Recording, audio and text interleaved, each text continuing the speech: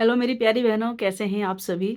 आपने एक वीडियो में कमेंट्स भेजे हैं अपने, उस औरत की जो मैंने वीडियो आपको डाली थी, उसमें आपने कमेंट्स भेजे हैं कि हमारा भी ऐसा मन करता है हम भी कहीं चले जाएं।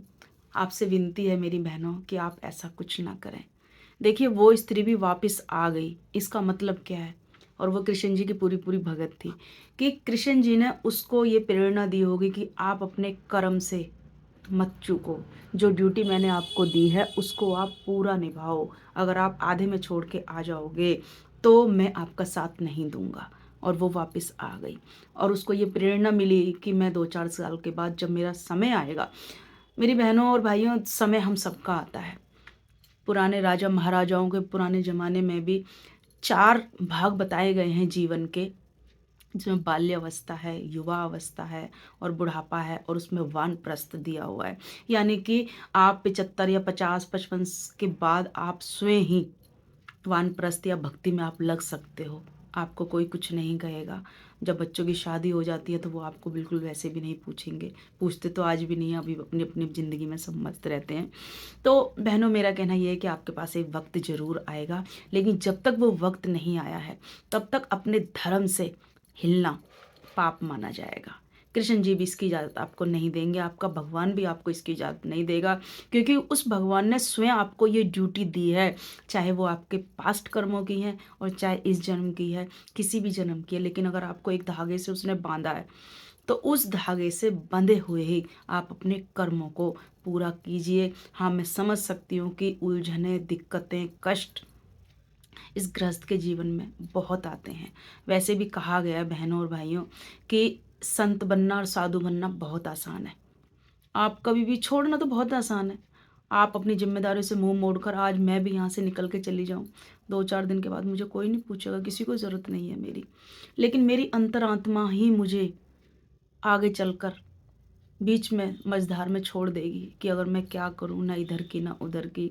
तो अच्छा है कि जिस काम के लिए प्रभु ने हमें भेजा है, दुख सुख रह के एक औरत के ऊपर ये सारे संकट आते हैं, और ये जो शक्ति है उस परम पिता परमेश्वर ने एक औरत को ही दी है। वो सहकर, सब कुछ सहकर भी वो सबका ध्यान रख लेती है। लेकिन आपका वक्त आएगा, आप ये ना सोचे कि मेरा वक्त नहीं आएगा।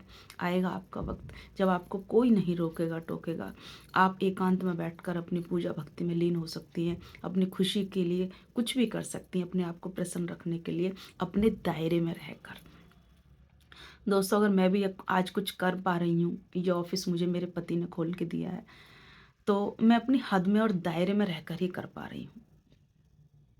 उनके विरुद्ध में कोई काम या अपनी लिमिट से बाहर मैं कुछ ऐसा नहीं करती जिसके लिए मुझे कल को शर्मिंदा होना पड़े और उनको वो ये डांटे मुझे कि आप ऐसा क्यों कर रही हो।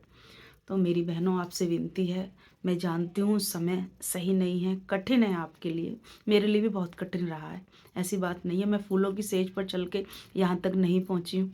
अपनी स्टोरी कभी आपको फिर शेयर करूँगी, लेकिन मैंने अपने जीने का तरीका बदल लिया और मैंने अपने आप को खुश रहने के साधन मैंने अपने लिए ज्ञान के रास्ते में मैंने ढूंढ लिए। तो मेरी प्यारी बहनों, अपने धर्म से ना चूको, अपनी जिम्मेदारियों को पूरा करो, और कहीं बाहर जाने की बिल्कुल मत सोचना, वरना ये समाज इतना दुष्ट है, और खासकर हम औरतों के लिए, कि हमें ये हमारी सारी अच्छाइयों को एक हमारे गलत डिसीजन से सब पे पानी फेर देगा, और हमें कहीं जगह नहीं मिलेगी। वही जो पीहर वाले आज हमारे साथ हैं, ये यही पड़ोस वाले जो हमारे साथ हैं, कल को यही हमें दुत्कार देंगे और कहेंगे कि आपने गलत किया है। हमारा एक उठाया हुआ गलत कदम हमारी सारे किए कराए पे पानी फेर सकता है। तो मेरी बहनों, आपसे विनती है, अपने धर्म और कर्म को पूरा करते हुए अपने मार्ग को चुने, और अपने लिए वक्त आपका साथ जरूर देगा। भगवान सबको वक्त देता है, अपने लिए आपको भी देगा। तो मेरी आपसे यही विनती है। मुझे जो कमेंट्स आए हैं, मैं समझ सकती हूँ मेरी बहनों के वो दर्द हैं, या वो भी ऐसा मन उनका करता होगा। लेकिन बहनों, अगर आप मेरी बात सुन रहे हो तो अपने कर्म धर्म से मत चूकना। मेरी आपसे यही विनती है। भगवान आपको पूरा दूसरा मौका देगा।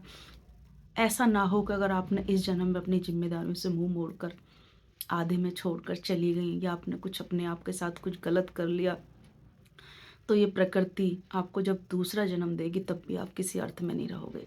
बेहतर है अपनी ज़िम्मेदारी इसी जन्म में जैसे भी मिली हैं, जो भी मिली हैं, इन्हें आप पूरी कर लें।